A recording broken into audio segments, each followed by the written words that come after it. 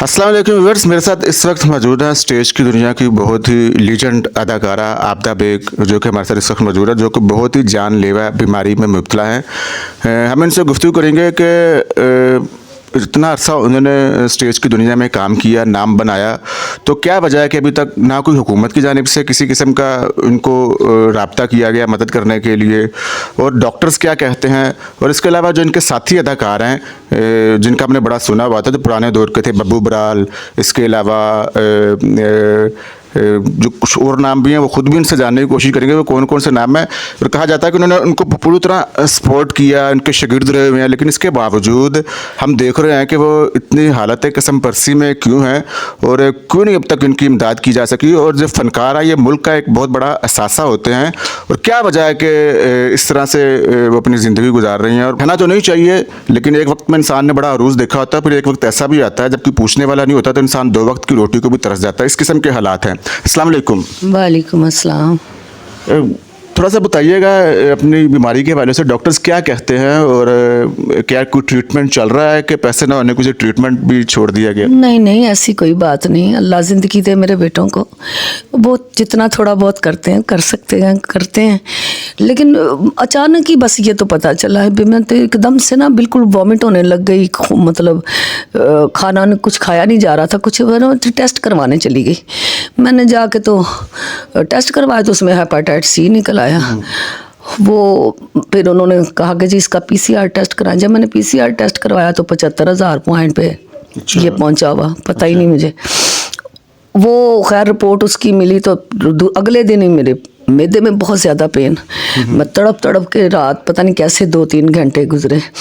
फिर मैं गई, फिर हॉस्पिटल गई, फिर वहाँ जाके मैदे का टेस्ट करवाया। उन्होंने कहा कि जी आपका मैदा इतना सारा, वो जो डाल के करते नहीं है मैं मुंह में, वो उस कैमरे से, वो बड़ी तकलीफ़ दे मरहला था। तो वो किया तो उसमें ना मैदे में अल्सर, पूरा मैदा जख्मों से भरा हुआ और तिली फूल गई हुई थी। उन्होंने कहा कि जी आप अगर ज़रा तेज़ भी ये चलें तो आपके लिए नुकसानदेह है, कोई आपको ऐसे झटका भी लग जाएगा तो ये फट जाएगी, आप बहुत केयर करें। वो फिर मुझे हकीम साहब हैं, किसी ने कहा कि वो बहुत अच्छे, हमारा वैसे भी वहाँ से बड़े लोगों ने इलाज करवाए। फिर मैं उधर चली गई, उधर जाके तो उनसे मैंने मेडिसिन खानी शुरू की, और 4 माह से उन्होंने कहा कि आपने सालन रोटी की तरफ तो सवाल ही पैदा, वो देखा खाया ही नहीं जाते। और फिर मैंने साबूदाना खाना शुरू किया, बस वही 4 माह से खा रही हूँ, बस और कुछ नहीं, यही है। तो ज़िंदगी कैसे गुजर रही है? आप घर में मर्दों की तरह आप काम करती थी, मुझे याद है अच्छी तरह, 6-7 माह पहले, या बिल्कुल तकरीबन 8-9 माह हो चुके हैं आपका इंटरव्यू किया था। उस टाइम ये अल्फला थिएटर था, अल्फला है ना? अल्फला भी सारी जगह पे सब, जहाँ पर आपका मैंने इंटरव्यू किया, आप बिल्कुल ठीक थी। तो मैंने रेगुलर, आंखों में हल्के हम देख रहे हैं, तो थोड़ा सा बताएं माली तौर पर अब क्या हालात है? हमारा मकसद ये है कि हुकूमत तक आवाज़ जाए, हुकूमत इस चीज़ का नोटिस ले। देखें स्टेज की दुनिया में इतने बड़े बड़े अदाकार हैं जो एक शो का लाखों रुपए लेते हैं, तो इस वाले से भी हम खोलना चाहते हैं कि कितने को वहाँ से भी आपकी मदद होती है और हुकूमत क्या सपोर्ट कर रही है। थोड़ा सा बताएं माली तौर पर क्या हालात हैं आपके? हुकूमत को तो छोड़ दें, हुकूमत क्या सपोर्ट करेगी? यहाँ इतने हमारे हाथों के बनाए हुए, वो ये नहीं कि वो मुझसे बड़े थे स्टार, हमारे इस घर में बन के वो निकले हैं, बब्बू बराल, शौकी, मस्ताना, ये सब। अच्छा। और बाकी अगला आपके घर से निकले हैं? यस, ये मिर्ज़ा रशीद अख्तर साहब जो मेरे शोहर में डायरेक्टर थे, अल्लाह की रहमत से बड़ा नाम दुनिया में था उनका। और वो कौन से नाम आपने बताया जो आपके घर से निकले हैं? ये सारे शौकी खां, बब्बू बराल, मस्ताना, तारक टैडी छोटा सा था, मेरे घर में पला। अच्छा। और ये आगे भी जितना पौध है, मिर्ज़ा रशीद, बड़े बड़े नाम जो आप बता रही हैं जी, ये सारे मेरे मियाँ के शागिर्दों में। अच्छा। और ये अगला पूर भी जितना भी है, ये सखावत नाज, साजन अब्बास, ये क्या नाम, जितने ये लोग हैं, काफ़ी लोग हैं, ये मस्ताना, ये बाकी भी कितने ही, सब मिर्ज़ा साहब के हाथों के लगाए हुए पौधे हैं। तो लेकिन दौड़ अपनी अपनी माली तौर पर अब क्या है, खुलकर बताएं। नहीं, मैं किसी से मदद नहीं मांगना चाहती। कैसे ले रही हैं दवाइयां वगैरह भी लेती हैं? कोई नहीं, मेरा अल्लाह यस, मेरा अल्लाह वारिस है। अपना कोई भाई बहन आता है कोई मेरे देखने के लिए, वो कर जाता। सोचा नहीं आपने आप पाकिस्तान का एक किस्म का नाम थी, पाकिस्तान का नाम, आप एक फनकार मुल्क का नाम रोशन करते हैं, एक असासा होते हैं, तो उस तरह के जब हालात, आपने तो बड़ा अरूज भी देखा होगा, आप इतनी थोड़ा सा अपने अरूज की कहानियाँ भी ज़रा सुना देंगे, कितना कितना आपने पैसा एक वक्त में एक शो का लिया होगा? देखा होगा, देखा क्या, दुनिया ने देखा हुआ, दुनिया पे रिकॉर्ड है। आपदा बेग के साथ तो हर बंदा कहता था कि जब इसके साथ हमारी एंट्री होती है तो हमें अपनी तैयारी करनी पड़ती है कि इसके साथ कैसे हमने काम करना है। आज इसका कोई और मूड होता है तो अगले दिन ये किसी और रास्ते पे चल पड़ती है, अंदर जाते ही हमें फिर इसके साथ चलना पड़ता है। यानी कि ये जो बबू बराल ऐसे करके कहता होता था, वो दुआई खुदा दी, आपदा बेग नाल एंट्री करनी हो ना तो सानू तैयारी करनी पैंदी है। यानी कि 3-3 बंदे 4-4 बंदे मुझे अकेली को जुटे हुए हैं, तो मैं किसी को बोलने नहीं दे रही। मेरे रिकॉर्ड मौजूद हैं कि सबको सिखाया, हाथ रहनुमाइयाँ की हैं, यहाँ रखा है। कई परदेसी बच्चे आते, ये जितने भी, ये सबको बड़ा औलाद की तरह सबको पाला। लेकिन दुख नहीं होता, तकलीफ नहीं होता? ये तकलीफ हुई है उनको मिला, और आज जब मुश्किल वक्त आया, आज मिर्ज़ा रशीद अख्तर के बनाए हुए बच्चे जो हैं, जो इस घर से बन के निकले हैं, आज अल्लाह की रहमत से करोड़ों रुपया कमा रहे हैं। मुझे कोई नहीं, अल्लाह उनको और तरक्की दे, अल्लाह ताला उनको और ज़्यादा दे। लेकिन जिन्होंने 16 साल हो गए मिर्ज़ा साहब को फौत हुए, उनके मरने के बाद किसी ने पलट के नहीं पूछा, तो अब क्या पूछेंगे? किसी ने नहीं कहा कि भाभी आपको कोई ज़रूरत तो नहीं, तो ये उस्ताद घराना था उनका, किसी ने नहीं। तो मैं तो उम्मीद ही नहीं रखती ना, अल्लाह इनको सलामती दे, अल्लाह सब इनको बहुत ज़्यादा अता करे।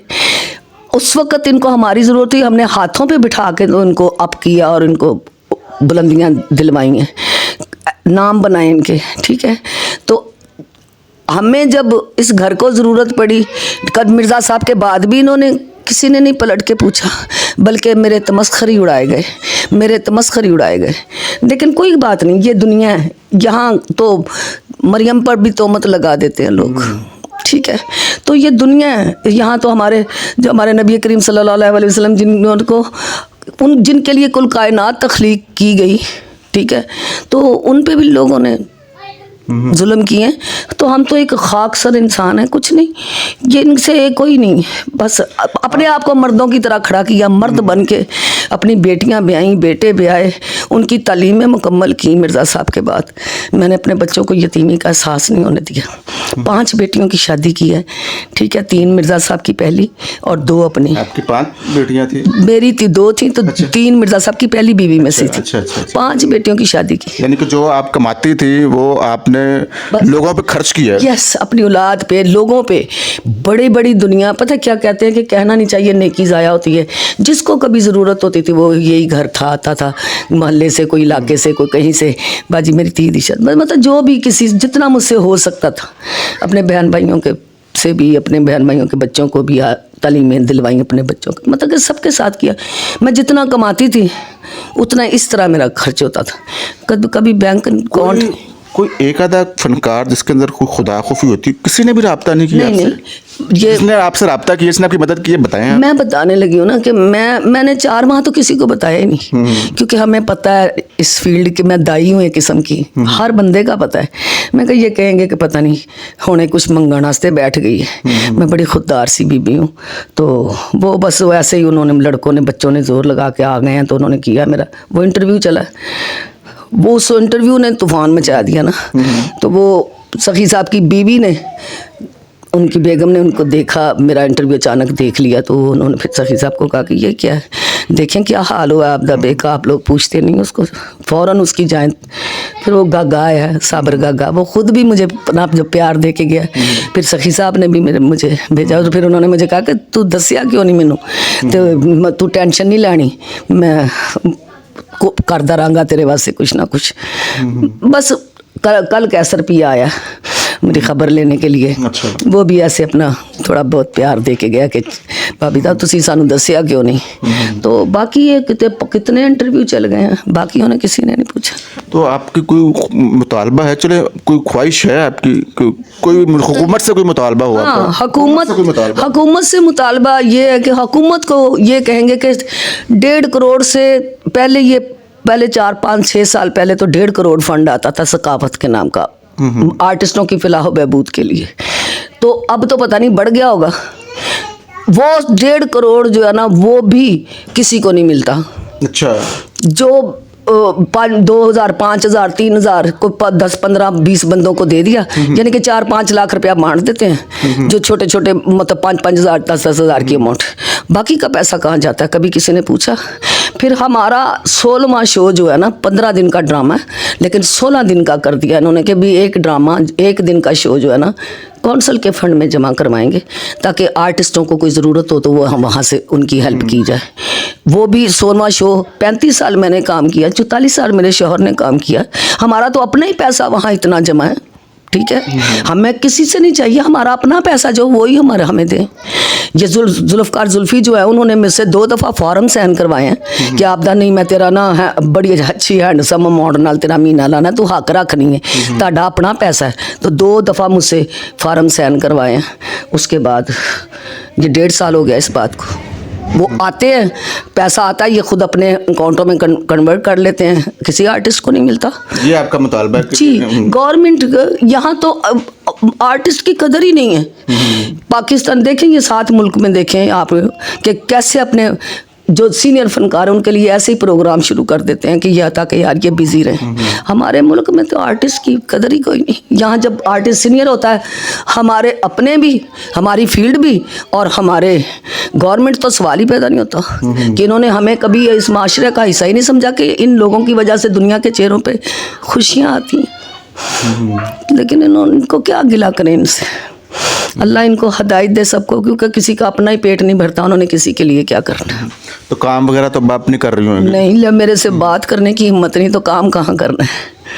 मैं तो ज़ाहिर अपने बच्चों के साथ थोड़ा कंधा लगाती थी अब, क्योंकि इतनी मैंने उनको तालीम दिलवाई है। लेकिन आपको पता है इस मुल्क में क्या कदर है कि 30-35 हज़ार तनख्वाह में मुझे बताएं क्या बनता है?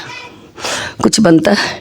तो चलो कुछ मैं साथ करती थी, चलो उनका थोड़ा साथ देती थी। तो अब तो मुझे 5 महीने हो गए घर बैठे हुए।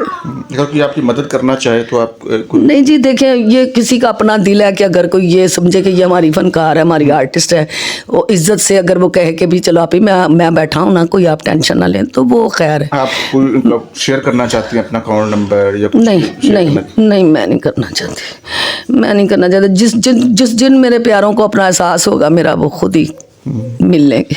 आपने भी बताया था कि इस घर से बड़े बड़े फनकार निकले, जिसमें एक दफ़ा दोबारा ज़रा नाम रिपीट कर दें, कौन कौन से थे जो यहाँ से निकले थे? सर, बब्बू बराल, शौकी खान, मस्ताना, उस वक़्त अमानत चंद अकबर राही का शागिर्द था। अकबर राही साहब, अल्लाह उनको भी जन्नतों में घर दे, अल्लाह उनको, वो उनका शागिर्द था। तो उन्होंने भी मिर्ज़ा साहब के हाथ में उनकी बाजू पकड़ा दी, कहते मिर्ज़ा तू इनू ना स्टार बनाना है। उस वक्त उनके आपके साथ कैसे ताल्लुक है? जो उनके बड़ा प्यार बच्चों की तरह, मतलब मेरे ऐसे पाँव में मेरे घुटनों को हाथ लगाना। मिर्ज़ा साहब ये औलाद की तरह ये हमारे साथ रहे हैं। लेकिन अगर आज वो होते ना, तो आज वो मुझे हाथों पे उठा लेते, क्योंकि उनको मेरी कदर थी। आगे भी जितने लोग आए हैं, ये जितना भी पूर बना अगला, ये भी मिर्ज़ा साहब के हाथों से बन के निकले हैं, ठीक है। तो लेकिन कोई बात नहीं। मस्ताना साहब को, उसको अमानुल्लाह को दाता दरबार से लेके आए थे मजमा करते हुए को। मिर्ज़ा साहब और अफंदी साहब दरबार सलाम करने गए, तो अमानुल्लाह को ला के स्टेज का बादशाह बना दिया। तो इन्होंने उनकी कदर भी नहीं की। उनको क्या सुकून मिला? उनके बच्चे आज भी रुल रहे हैं, किसी ने पलट के पूछा तक नहीं। ठीक है, शुक्रिया आपका।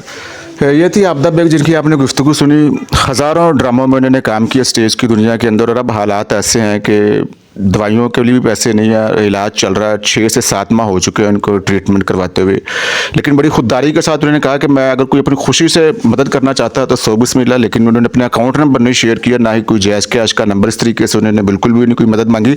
और साथ साथ हुकूमत से उनकी अपील है कि वो जो हुकूमत की जिम्मेदारी होती है, तो वो उनसे उन्होंने मदद मांगी है कि उनको चाहिए कि वो थोड़ा सा इस तरफ देखें।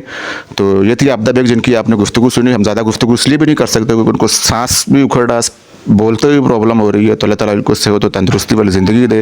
नेक्स्ट वीडियो तक के लिए इजाज़त दें। अपना बहुत ख्याल रखिएगा। खुदा हाफिज़।